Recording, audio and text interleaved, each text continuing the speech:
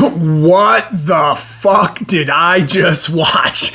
Hey guys, if you're like me, you watched the first day of the CrossFit Games yesterday or last night. So I'm just kind of getting around to processing what I'm going to call the fucking circus show that went down.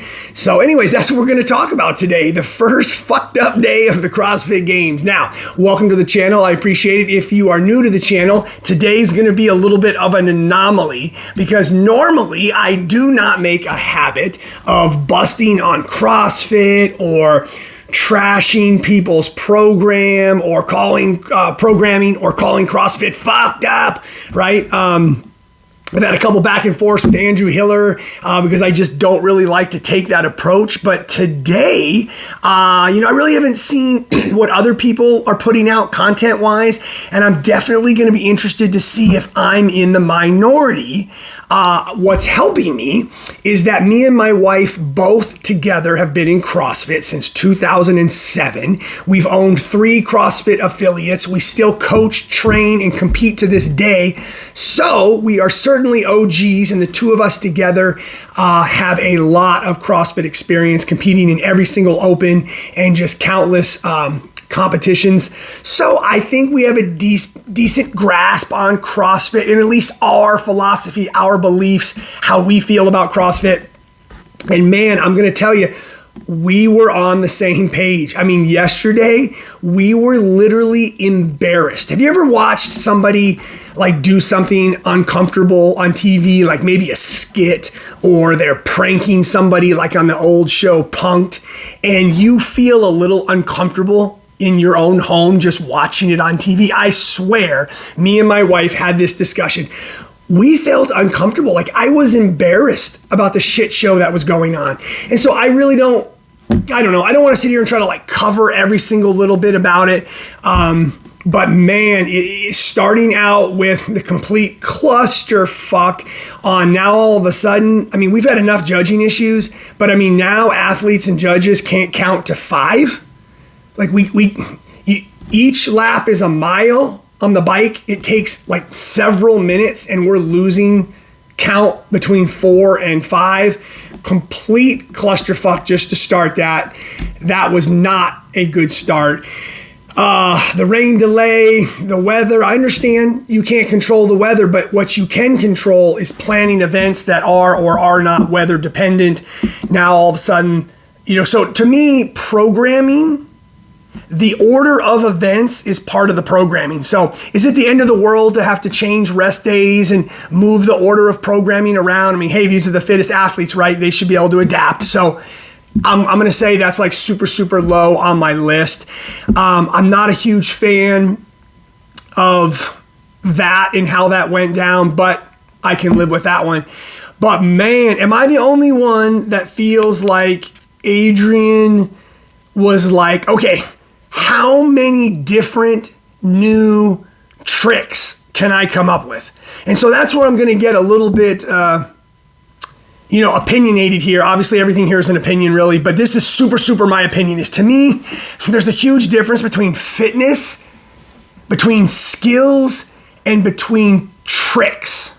And so I think a lot of people could look at that differently, but when we're testing fitness, I don't know, there's some gray areas, right? I mean, you might call double under a trick, but man, I just think there's like, let's use double unders, let's use jump roping as an example. So to me, there's like a linear progression, which is like single unders, double unders, triple unders. There's even quad unders that I've seen jump ropers do. So when we progress a skill as it seems natural, that's one thing, but we haven't done that. I'm not even sure. We may have seen triples, maybe, I don't know. Forgive me, help me, someone let me know if we have.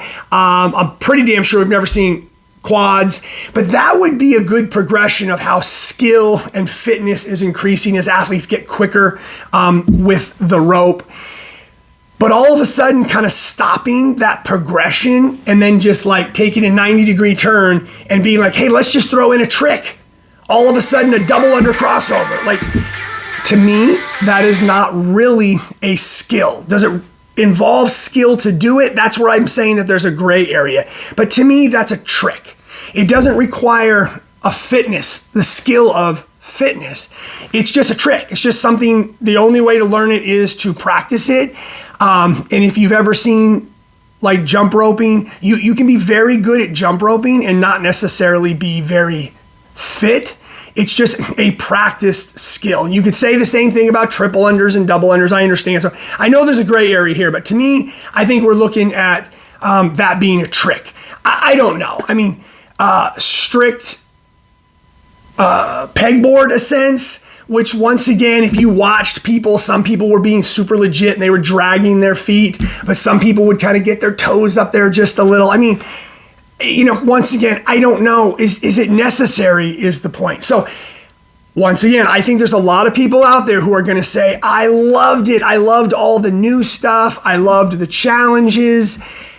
And you know what? I think if you paid me, I could probably debate if I had to and pretend that I thought that this was a good idea. What I felt like, it just was like way too much all at once. That's what I felt like.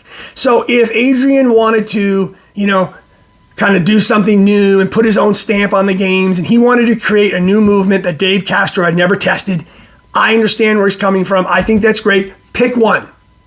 Pick one. Like, for instance, I don't remember if it had a name, but when they had to kind of like shimmy across the parallel bars, like that was kind of gimmicky, but I can tell you what, dude, that was hard. That was straight fitness, strength related, right? I mean, did you see that basically break Tia Claire Toomey? I mean, that was awesome. So that was a new movement, a new skill. I don't think it was a trick that was introduced. And then the dips. So the dip is obviously kind of a traditional movement. I don't think the dip is what got people, and specifically Tia Claire Toomey, in that it was the shimmy, whatever we're calling this thing where people had to walk. That was so hard to shift their weight. I think it really caught athletes off guard. Now that was awesome. Like right there, high five. I liked that. If that was all. I think we just went too far with let's do press to handstands. Still, by itself is great. Let's do handstand pirouettes. Okay. Let's do strict pegboard. Okay. Let's do the crossover double under thing. It's so fucked up, I can't even really remember it.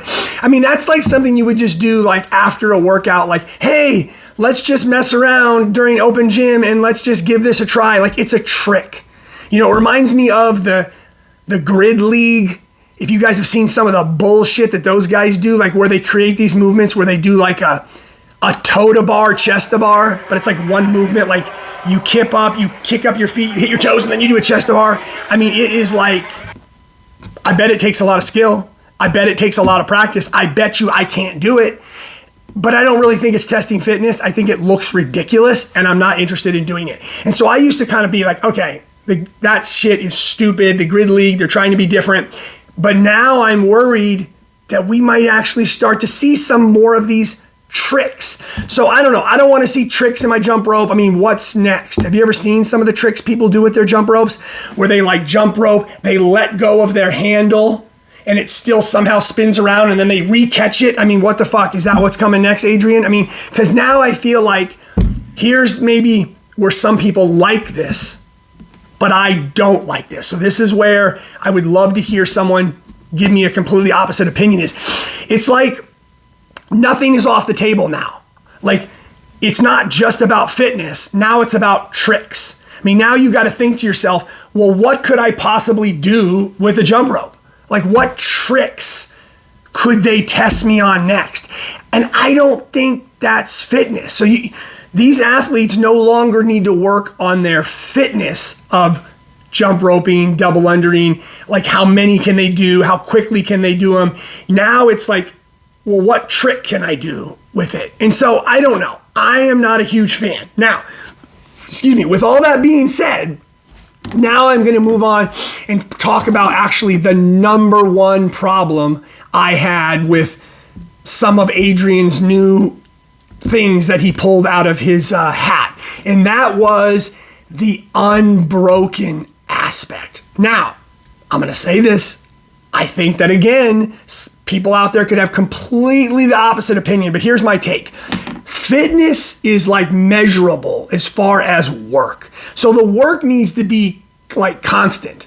So each athlete is doing or presented with the same amount of work, and then they complete that work in a certain time frame, or they're able to do more work within the time frame, or they're able to do more work by lifting more weight. But it's like a set test, and it's equal across the board. Now, when you make something be unbroken, once again, that's not fitness. That's not fitness. That's not work.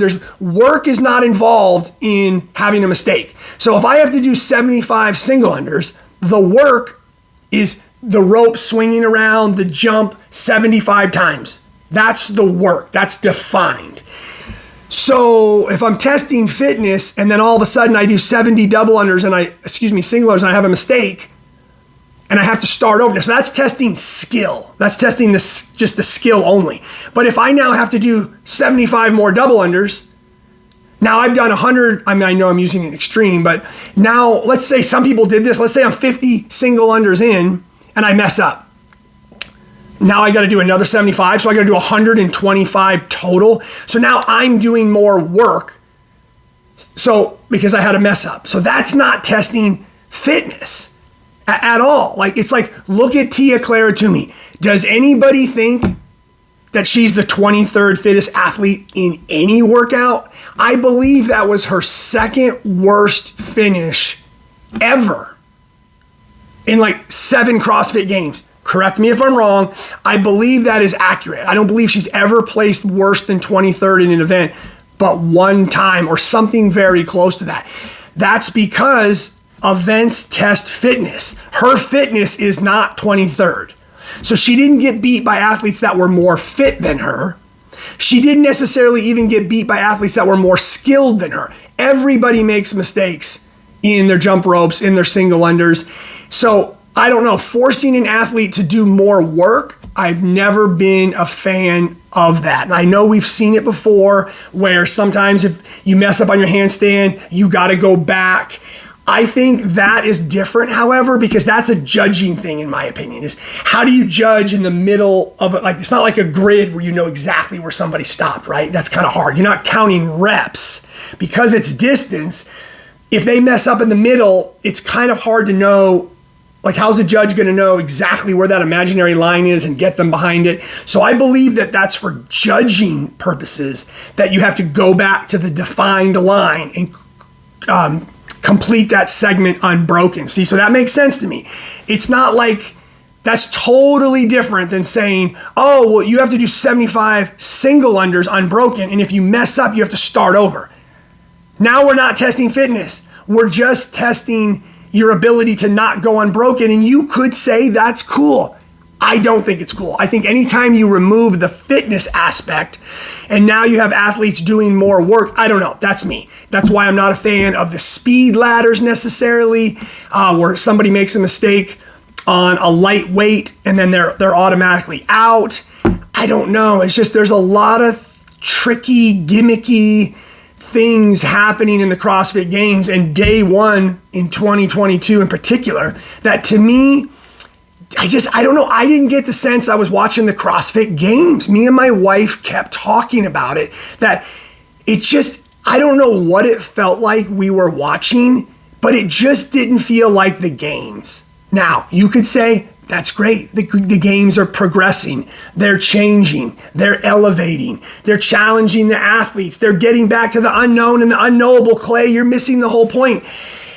That's just not how I see it. I think if we're going to crown the fittest on earth, we need to make sure we're not straying too far away from fitness tests and getting too much into skills and tricks. That is where I'm going with that. And I think that's what we saw yesterday. Not only do I think, like, once again, the biking, the biking's fine. I'm all about the biking.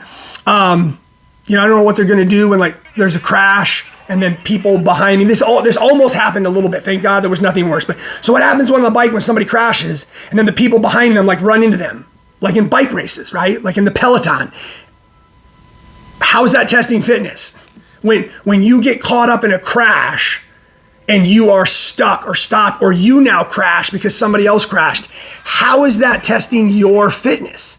It's not. Like, it's not an equal test of your ability to get around the track when the person in front of you didn't have someone wreck in front of them. What if your chain breaks? What if you get a flat tire? I didn't see any spare bikes around that course. I'm sure if you sat there for 2 or 3 minutes, somebody would run over a bike to you that wouldn't be sized for you. It wouldn't be ready for you to just get on it and start going. I mean, what would CrossFit do in those scenarios? Now, you could say, okay, well, what if the rower doesn't work? Once again, I don't think CrossFit does a good job of preparing for this, but you could have extra rowers sitting around, okay? And if a rower breaks, that doesn't affect other athletes. So nobody's gonna crash on their Echo bike and then also crash into other athletes. So if your Echo bike goes down, that sucks. That is going to hurt you. Hopefully they have an extra Echo bike right there. You can run over. There's clearly going to be a delay. They can figure out some sort of a compensation for that. Maybe they can make up for that as best possible. I understand that accidents like that are going to happen when you're using machines. But nobody's crashing a ski erg, a bike erg, a rower. No one's crashing these things into somebody else. Nobody's going to affect somebody else's ability to showcase their fitness. So that's just me. You could say biking is awesome. You thought that was great. I'm not a huge fan of the potential, and I just think we're starting to go too far out to the extremes, right? So athletes will fail at the margins of their experiences. Okay, but should you really be experienced in trick jump roping? I mean, there's some things that being experienced in it does not make you fitter. It's not improving your fitness, and testing it is not testing your fitness. So perhaps the CrossFit Games just needs to redefine what they're testing and what they're crowning. This is Old Guy Inc.'s opinion. I feel like we're starting to cross a line where we're not necessarily testing the fittest athletes. Now, we'll see what happens. Tia Clara Toomey's probably going to come back. She's going to be fine. Once again, I did like to see the challenge of the pirouette thing. To me, that was straight fitness. That was straight like strength, endurance, core, the ability to shift your weight. I mean, I don't know. That one just didn't seem like a trick to me. That seemed like a legitimate test of fitness, and you didn't have to do it. I don't know. Like, you weren't like up there spinning around, doing some sort of gymnastics moves. I mean, that might be next. Right? I mean, have you ever seen what they do on the parallel bars? So I don't know if we're going to see more tricks up there, but just shimmying across it, I thought that was great. But watching athletes just flop around with the jump rope and just stand there, and I don't know, not a huge fan, not impressed by the programming so far at all. Super interested to see what the rest of the weekend's going to bring. Still enjoy watching it, even though I was a little embarrassed last night. I just mean, like, I would have a hard time. Like, we all have those friends that don't do CrossFit, right? Not all of our friends do CrossFit. And so, but sometimes they watch it and we talk about it. I mean, they're just not into it, right? Well, that's one of those things where you are going to have a hard time defending some of that shit that happened yesterday if they see that. I mean, really. You're going to be tested in your ability to defend CrossFit when you have to explain how doing a double under crossover is testing fitness. If you paid me and it was a contest, I probably could make up something that sounded like, oh, coordination, agility, balance, all this kind of. No, it's a trick. You just have to practice it to do it. You don't necessarily have to be any more fit to do it. So I don't know. There's my rant. I'm not sure it made any sense. Maybe you totally disagree. But I did not come away with day one and Adrian Bosman's programming with any sense that it was good, that it was well thought out, that it was planned, that it was organized correctly with not accounting for what they're going to do during weather delays, or how to make sure we can count 5 laps. And then I felt like we had this workout that was just, hey, let's take fitness out of this event. Let's make it super quick.